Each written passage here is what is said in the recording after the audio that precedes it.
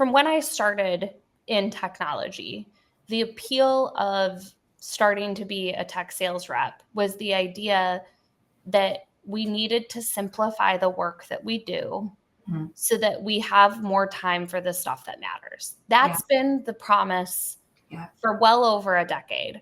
And what I have seen in the last 10 years that I've been in it, and probably preceding me a little bit too, truthfully, I think the first phase of transformation before I got involved was a lot of just digitizing paper.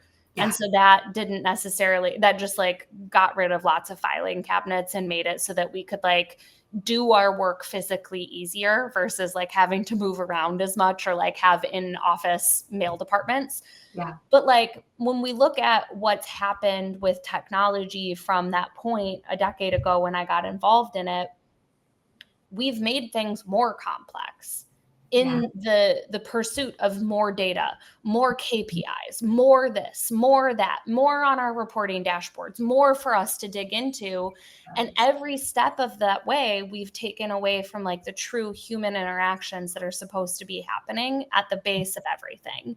Yeah. And, Brady, I know you and I have talked about this now a couple of times, but I feel like every one of those steps where we brought in more complexity and we made people's jobs busier and do more things to make every decision, we packed people's days full of things. We've packed managers' days full of reading reports and all of the rest of it. And we've like taken away from that human exchange.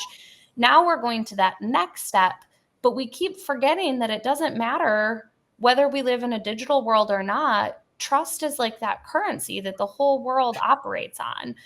And just because we don't have those human interactions the way that we used to doesn't mean that there isn't trust dictating the decisions and the way that people interact in the world.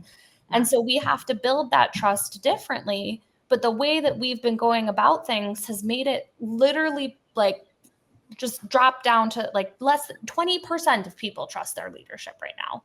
Mm-hmm. I thought it was bad in 2024 when it was 23%. And I looked it up last week and it's at 20% as of 2025, according to Gallup. Mm-hmm. And like, if they don't trust you Yep. and they think the only reason you're bringing in technology is to eventually replace them, which again, a bunch of these leaders and a bunch of these companies are giving them no reason to believe anything else, Yeah. then why do they want to help you make it successful?